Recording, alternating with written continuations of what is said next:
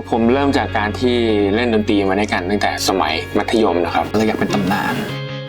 จุดเปลี่ยนที่สำคัญที่สุดก็คือการที่พี่ยุทธมือกีตาร์เขาขอลาออกจากวงไปก็เลยมีความคิดขึ้นมาว่าเฮ้ยไปต่อดีกว่าหรือว่าเลิกไปเลยดีกว่าหลังจากที่ปล่อยอัลบั้มเกรย์ไปก็มีรางวัลเข้ามามีงานจ้างเข้ามามีรายได้เข้ามาเรา4คนเนี่ยก็สามารถที่จะทำกันต่อได้และน่าประสบความสำเร็จได้เฮ้ยอันนี้แหละคือสิ่งที่เขาเรียกว่า rock star จริง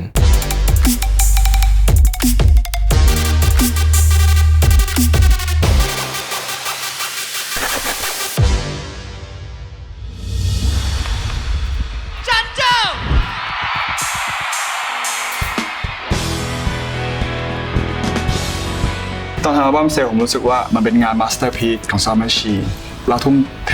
ความรู้สึกเวลาทั้งหมดอยู่ในมันอะไรอย่างเงี้ยครับตอนที่เราปล่อยเพลงจันเจ้ามาเฟิร์สพูดบนเวทีหนึ่งว่าเพลงนี้มันจะดัง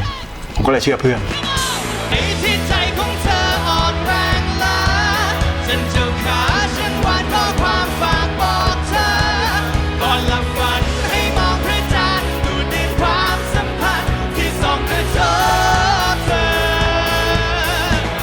ผมแค่เชื่อเพราะว่าเพลงที่เนื้อหาเกี่ยวกับความรักมันก็เลยดังความรู้สึกที่ดีคือได้รางวัลเยอะมากทุกคนเห็นค่ามันมากมันเป็นเพลงที่ดีมากๆผมกล้าพูดว่าเพลงจันเจ้าเนี่ยเป็นเพลงที่มีการเรียบเรียงมีทุกๆอย่างในเพลงที่สมบูรณ์แบบที่สุดในโลกเพลงหนึ่งปี 2013 เนี่ยเป็นปีที่เราประสบความสำเร็จทั้งรางวัลทั้งเพลงฮิตนะครับตอนนั้นก็รู้สึกแล้วว่าเฮ้ยอันนี้แหละคือสิ่งที่เขาเรียกว่า rock star จริงงาน MTV Exit ที่เล่นตรงหน้าเจดีย์ชเวดากองเป็นคอนเสิร์ตที่เปิดประเทศครั้งแรกในรอบ70 ปีมีคนเยอะๆเป็นหมื่นเป็นแสน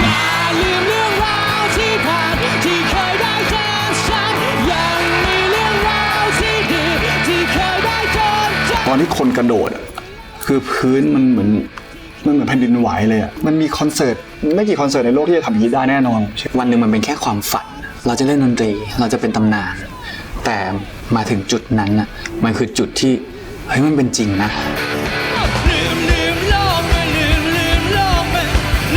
พม่าเขามาสอนว่าขอบคุณเจซูจิมบาเล่จำไม่ได้เขาก็เลยให้บอกสั้นว่าจัสตินทิมเบอร์เลกใช่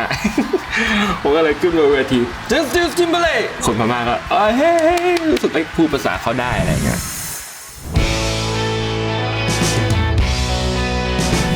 อัลบั้มเรนโบว์เป็นอัลบั้มที่เป็นอีกก้าวสำคัญในชีวิตตอนที่ปล่อยเพลงเคลิ้มออกไปแล้วเนี่ยนะครับประสบความสำเร็จมากนะฮะเรียกได้ว่าแบบเป็น100 ล้านวิวครั้งนั้นเป็นครั้งแรกที่ทำให้ Slot Machine เนี่ยรู้สึกแล้วโอเคอันนี้คือความดังจริงๆ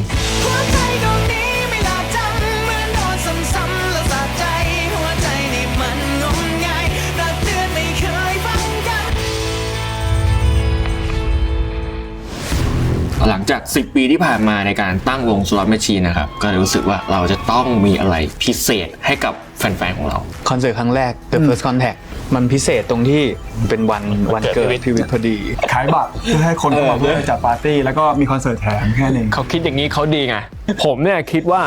คอนเสิร์ตครั้งใหญ่ครั้งแรกของทุกวงเนี่ยมันคือตัวชี้ชะตาเพราะถ้ามันซักเซสเนี่ยมันจะไปต่อถ้ามันไม่ซักเซสมันจะดิ่งลงเหว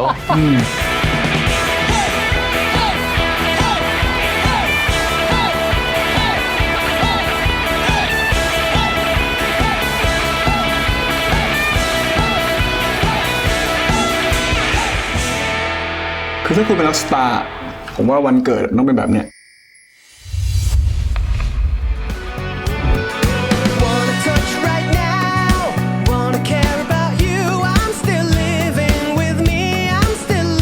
กำแพงด้านภาษาเราต้องทำภาษาอังกฤษเพื่อที่จะฝ่าอุปสรรคทางด้านนี้ออกไปครับความคิดที่อยากนำเสนอเนี่ยผมไม่ได้อยากนำเสนอแค่ให้คนไทย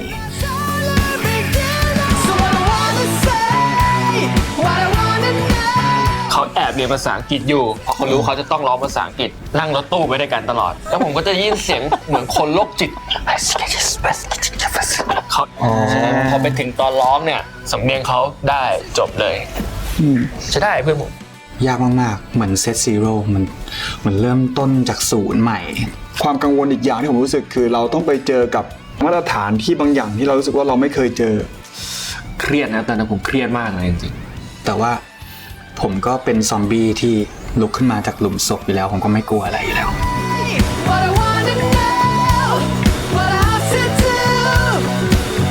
I give it. หลังจากปล่อย Give It All To You นะครับก็ได้ไปทัวร์ที่ลอนดอนเป็นการทัวร์ต่างประเทศครั้งแรกของจริงรู้สึกว่าเราต้องเรียนรู้อะไรอีกเยอะมากๆ สิ่งที่ทำให้รู้สึกว่าแม่งต่างกับเมืองไทยมากๆคือเขาทนความหนาวยังไงได้ในการเล่นกีตาร์ขนาดนั้นเลย I know, we shouldn't fear. I know, it isn't real. What does it take to carry the pain? It's always been love.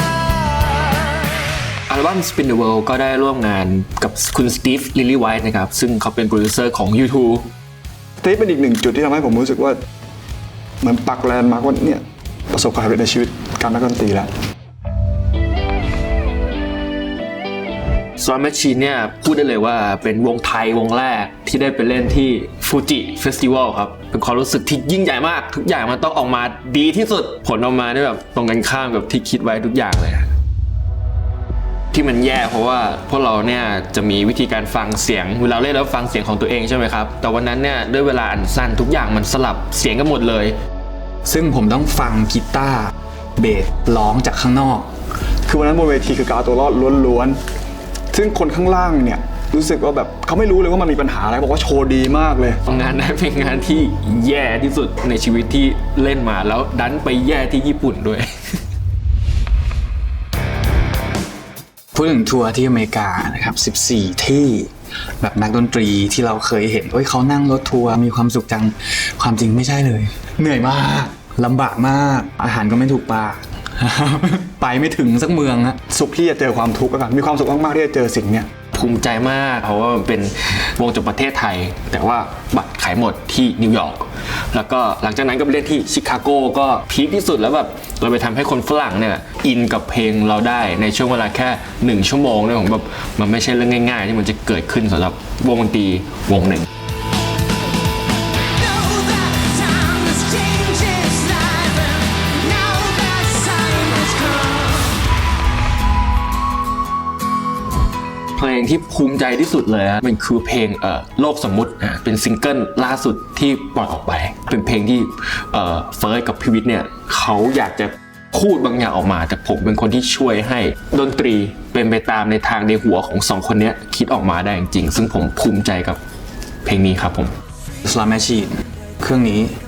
ยังทำงานอยู่แล้วมันก็จะผลิตผลงานออกมาเรื่อยๆๆๆนี่คือ Slot Machine ยังไม่มีวันตาย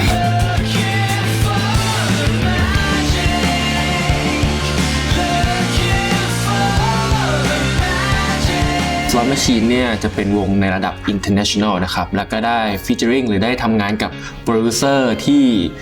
เรียกได้ว่าเป็นชื่อกล้องโลกแล้วกันเป็นความฝันที่สูงสุดในตอนนี้ที่อยากจะทำ วงดนตรีมันเหมือนครอบครัวแล้วบางครั้งเนี่ยเราใช้เวลากับเขามากกว่าครอบครัวเรา We're not just friends so we become the family Slot Machine